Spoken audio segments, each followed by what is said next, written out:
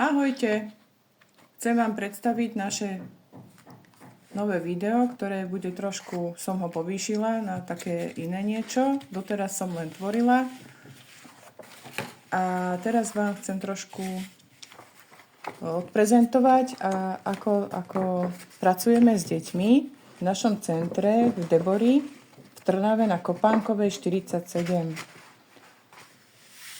Takže chcem vám to teraz predstaviť. Ide o to, že keď príde na návštevu, prídete k nám do centra, tak aby dieťa malo taký dobrý pocit, že nejde hneď pracovať a precvičovať ten jazyk, tak začínam väčšinou takouto vymyslenou našou pomôckou, ktorú som si urobila sama so synom. Ešte dávnejšie. Bolo to skôr také tvorenie, tiež som ho chcela trošku zabaviť. A teraz to používam aj ako pomôcku na takú, keď k nám prídete, že potrebujete zlepšiť reč alebo takú logopedickú stimuláciu. Ak dieťatko má teda problémy a už viete, že teda vidíte, že to nejde s ním alebo nechce vám doma spolupracovať až tak, jak by malo. A logopedičky častokrát majú strašne sú vyťažené alebo majú tie termíny veľmi také, že majú plno, tak potom vám to nakážu precvičovať doma. Ale vy to s tými deťmi až tak neviete ešte precvičiť doma. Tak ja vám viem s tým takto pomôcť. Najprv vám ukážem, že čo robíme, ako robíme na tejto prvej hodine. Vždycky chcem detičky skôr zabaviť.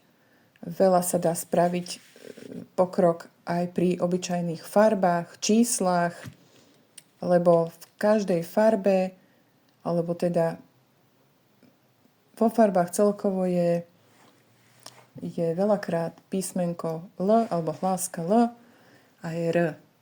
Ako napríklad, tu máme napríklad 3 farby, žltá, rúžová, zelená. Dieťa bude mi teraz precvičovať skôr ľavú a pravú hemisféru. Toto je dieťa, ktoré vie už hovoriť. A teda chcela som vám to ale ukázať, takže to je môj syn Marek. Chcela som vám to ale ukázať nejak tak pri ňom, alebo on vám to teda ukáže. Dobre sa mi s ním pracuje, lebo je šikovný. A teraz ideme na to. Keď príde dieťa, ktoré teda je malinké, tam to skôr robím ako keby za chrbtom, pomáham mu s rukami, lebo toto je dosť ťažké. Ľavá a pravá hemisféra mozgu funguje tak, že vy musíte, alebo všetci by sme mali vedieť ovládať aj ľavú stranu, aj pravú. A nie je to také jednoduché. A keď sa toto všetko prepojí, aj keď viete už trošku tak lepšie, tak aj sa vám zlepšuje pozornosť. Toto je také cvičenie na tú pozornosť, na to precvičovanie ľavej a pravej hemisféry. A niekedy to pomôže aj iným detičkám s inými potrebami alebo chorobami. A aj sa viete pri tom zabaviť. A je to proste veľmi dobré. A ja to teda používam aj ako pomôcku pri tej logopedickej stimulácii. Ja vám to teda teraz predstavím. A v ďalších videách, ktoré budem postupne takto dávať, vám ukážeme aj, ako potom ja teda precvičujem jazyk. Máme to odskúšané, pretože som s obidvomi synmi chodila na logopédiu. Takže môžeme začať. Takže vám to chcem predstaviť. Marek, daj ruku ľavú na tú ľavú žltú ruku. S ukazovákom budeš iba ukazovať. A ja ti vždycky teraz budem hovoriť aj,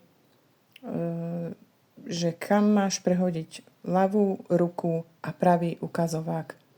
Vždy gulička ukazuje vlastne tú farbu, ktorú máš ukázať tú ruku. Čiže keď teraz je tam žltá a ideš sa prehodiť na rúžovú, lebo vidíš, že tam nasleduje rúžová, tak sa len prehodíš. A ja ti budem hovoriť, že ktorá následuje. Spravíme takýto okruh až potiaľto. Takže ideme žltá, rúžová, zelená. Žltá, rúžová, tuto, rúžová, zelená. Tuto, žltá, rúžová, zelená. Žltá, rúžová, zelená. Chcela som ti aj pomôcť, lebo to není také jednoduché. Žltá, rúžová, zelená. Žltá,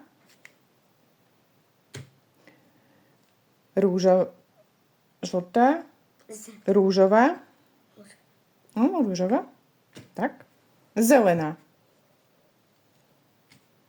Žltá a rúžová. Tak. Ako som už spomínala, pri menších deťoch to musím urobiť tak, keď majú okolo 4 rokov, že to sa postavím doslova za nimi a urobím to ako keby s nimi, aby sa teda nebali, dobre sa cítili. Takto si spravíme takú chvíľku dôvernejšiu, aby sme sa teda spoznali lepšie. Ja spoznám, či vedia farby, oni si to precvičujú, popri tom aj teda farby. A teraz si precvičíme, Marek, počkaj, ešte nie. Ešte to daj naspäť.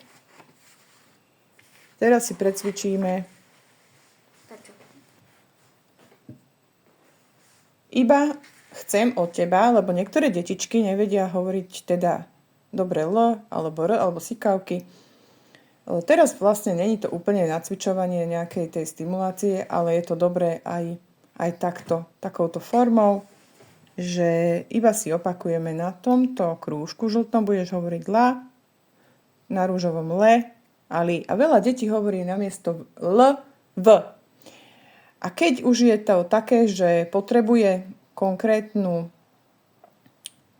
slabiku, že kde je napríklad la alebo le to nevie, tak vtedy to tak zastavím sa na chvíľku a učím ho ako s jazykom. Lenže s jazykom nebudeme teraz precvičovať, to si necháme na ďalšie video a ukážem vám na všetky hlásky, ako sme sa to my naučili, alebo teda ako je to teda dobré, čo mám odskúšané, čo ide, čo nejde.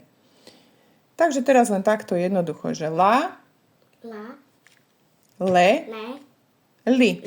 Teraz nemusíš už tú ľavú ruku používať. Už len ukazujeme, dobre? Takto, Marek. La, le, li. Pomaličky. La, le, li, la, le, li, la, le, li, la, le, li, la, le, li, la, le. Výborne. Potom ideme napríklad, keď má dieťa tak náladu a ešte sa ho pýtam, máš ešte náladu? Môžeme pokračovať? Áno? No. Keď dieťatko by už povedalo, že nie, tak už by som s nimi precvičila len básničky, riekanky, ale keď povie, že má chuť, tak ideme ešte skúsiť iné. Sa, se, si. Sa, se, si. Sa, se, si. Sa, se, si. Sa, se. Si, sa, se, si, sa, se. No a takto pokračujeme ešte. Si. Môžeme vyskúšať. Teraz preskočím sa, se, si sme spravili, aj la, li. Teraz si spravíme, áno, mohli by sme ísť ša, še, ši, ale preskočím, lebo vám chcem ukázať napríklad č. Ideme na ča, če, či. Ča, če, či. Ča, če, či. Ča, če, či, ča, če, či, ča, če, či, ča, če. Če.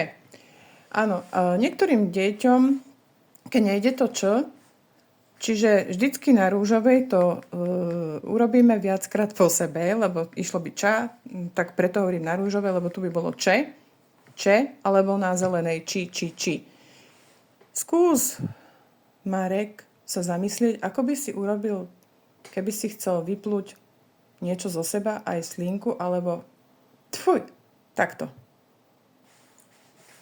Fuj. Neurobíš to, že fuj, ale spravíš, že č, fuj, č, Fuj, če, č, č, č, č. č. Vždycky, nechcem ukazovať svoja syna, škoda, že ste to nevideli, ale proste pekne sa to dá naučiť týmto spôsobom, to č. A potom sa deti koľkokrát aj nasmejú, lebo to robíme v rámci srandy.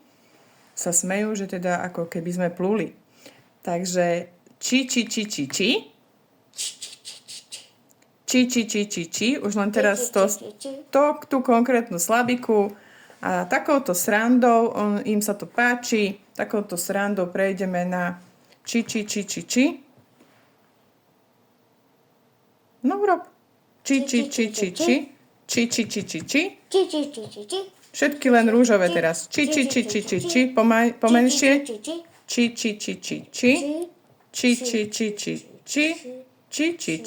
Či. Mačka robí čvi alebo či. Či. Dobre. Marek, otvor to na tie básničky. Dobre. Ukážem vám poslednú vec a potom sa budeme vedovať v budúcom videu čisto jazyku alebo ďalším iným veciam. A teda rada by som vás takto privítala v našom centre, kde celé leto by ste vedeli aj prihlásiť si detičky na tvorenie. Môžeme vymyslieť každý týždeň niečo iné, že by si vytvorili, vy by ste si oddychli počas prázdnin a od septembra odporúčam, veľmi dobrá vec je už chodiť, keď už škôlke deti teda majú buď zo škôlky teda odporúčené, alebo aj vy to vidíte, že teda potrebujú detičky doučiť niečo, tak vieme aj doučovať. Častokrát mi chodia malinké deti, okolo 2 rokov, potom chodia 4-roční, 5, 6, 7, 8, chodia na rôzne veci. Niektorí vyslovene len na to R, niektorí na L, niektorí potrebujú len pozornosť vylepšiť. Niektorí chodia, že potrebujú doučiť niečo, geometriu, matematiku, čítanie, písanie, diktáty. Takže môžete si vlastne vybrať. U nás v centre máme takúto škálu a je to fajn. Marek, teraz mi len budeš hovoriť. Ešte jeden vám môžem ukázať, také cvičenie na jazyk. Marek, predstav si teraz, že potrebujem vidieť, jak chytá chameleón muchy. Takto ti to ja ukážem a nebudem ťa celého kamerovať, ale len čisto tento jeden cvik je veľmi dobrý. Vyplazíš jazyk ako chameleón, áno? Predstav si to, že ty musíš udržať v rovine ten jazyk, jak keby si išiel chytiť muchu a spravíš, že von, chytíš muchu a dnu. Von, vyplaz jazyk. Áno, snaž sa ho tlačiť len rovno. Nie dohora. Áno, pekne von a dnu. Deťom to robí trochu problém, hlavne dať dnu, alebo veľmi veľa detí neudrží takto jazyk, ako to vidíte teraz na Marekovi. Ešte ho vytiahni von. Vyplaz ho a dnu. Vyplaz. Rovno. Rovno, Marek. Tak, iba ho vyplaz. Takto, aha, ja ti to ukážem. Nedávame ho dohora špičku. Nie dohora, iba a rovno. A niekedy sa až trase vám aj jazyk, keď to vyskúšate aj vy dospelí. Není to také jednoduché, ale tento cvik není na konkrétnu hlásku. Je čisto na to, aby sa naučilo dieťa. Dobre. Veľmi dobre. Si to robil? Ďakujem. Nemáš za čo, však ty si šikovný. A ja tiež som zo začiatku, keď som to skúšala, tak nie je to také jednoduché, ale je to dobré na celkovo, aby sa ten jazyk, aby sa ten jazyk dobre ohýbal a poprípade aj teda zlepšil.